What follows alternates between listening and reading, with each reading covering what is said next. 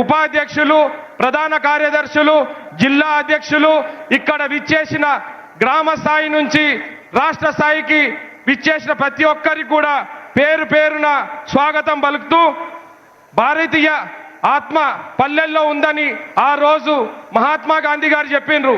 ఈ రోజు ప్రతి పల్లెల్లో కూడా మన కాంగ్రెస్ జెండా పట్టుకునే నాయకుడు, అది మన కాంగ్రెస్ అదృష్టం. ఈ రోజు ఈ ప్రతి పల్లె నుంచి, ప్రతి గ్రామం నుంచి ఈ రోజు నేరుగా ఏఐసిసి అధ్యక్ష మల్లికార్జున్ గారితో ఈ సమావేశం మనం ఏర్పాటు చేసుకోవడం మన అదృష్టంగా భావిస్తున్నాం. ఇది ఏ పార్టీలో కూడా సాధ్యమైంది కాదు. కాబట్టి మన కళ తెలంగాణ రాష్ట్రంలో ఆ రోజు ప్రభుత్వం ఏర్పాటు చేసుకున్నాం.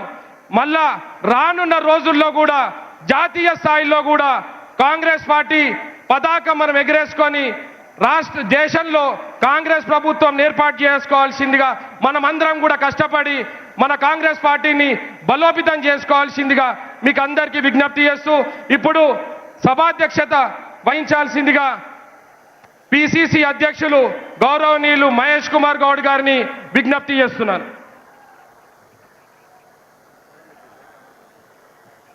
ఇప్పుడు మిత్రులారా, అందరూ కూడా నేను జై కాంగ్రెస్ అంటే మీరు జై జై కాంగ్రెస్ అనాలి. జై కాంగ్రెస్, గట్టిగా జై కాంగ్రెస్, చేతులంతా పైకెత్తాలి. జై కాంగ్రెస్. అందరికీ నమస్కారం. ఇదొక శుభదినం. వాళ్ళ మిమ్మల్ని అందరినీ నేరుగా ప్రసంగించి ఆశీర్వదించడానికి వచ్చేసినటువంటి గౌరవనీయులు, మహనీయులు, ఈ దేశంలోనే సుదీర్ఘ కాలం ప్రజా జీవితంలో ఉన్నటువంటి ఖర్గే గారు ఇక్కడికి వచ్చేస్తున్నారు.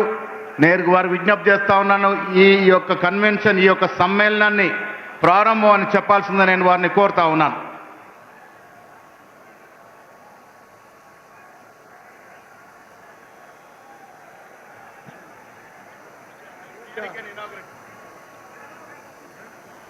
वेलकम करो, then you call.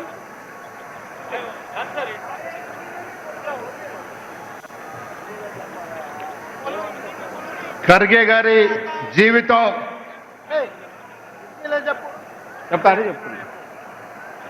ఖర్గే గారి జీవితం గురించి కొంత చెప్పుకోవాల్సిన అవసరం ఉంది.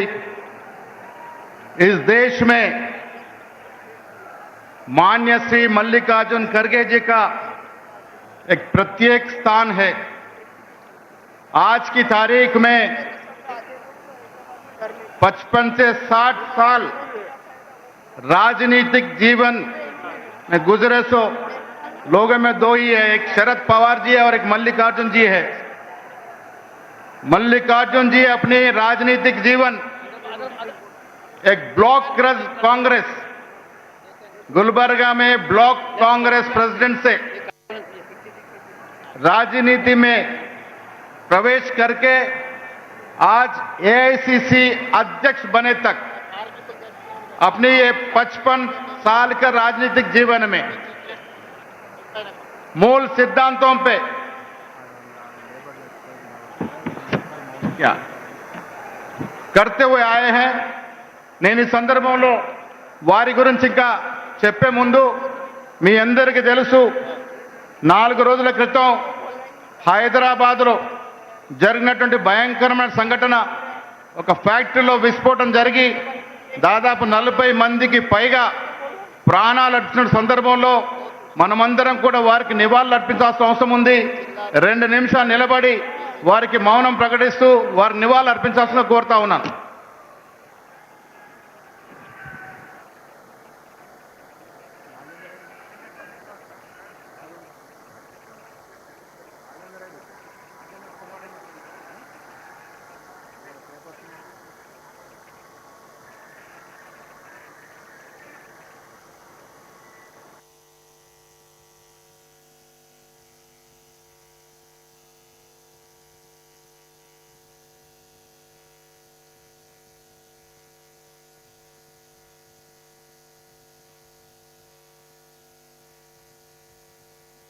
ధన్యవాదాలు మిత్రులారా, కూర్చోండి.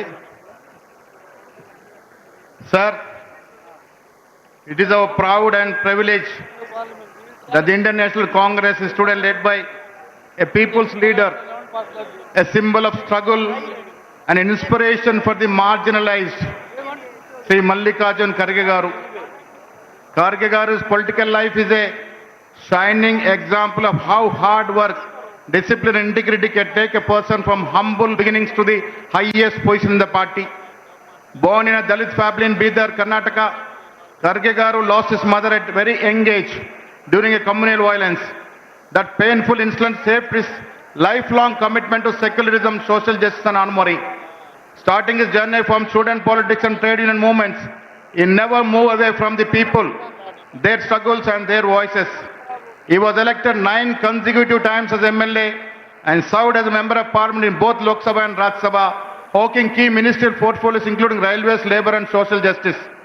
Known as Solillada Sardara in Karnataka, meaning a undefeated leader, Kharge Garu is respectable for his spotless political career and unwavering commitment to the party and the people.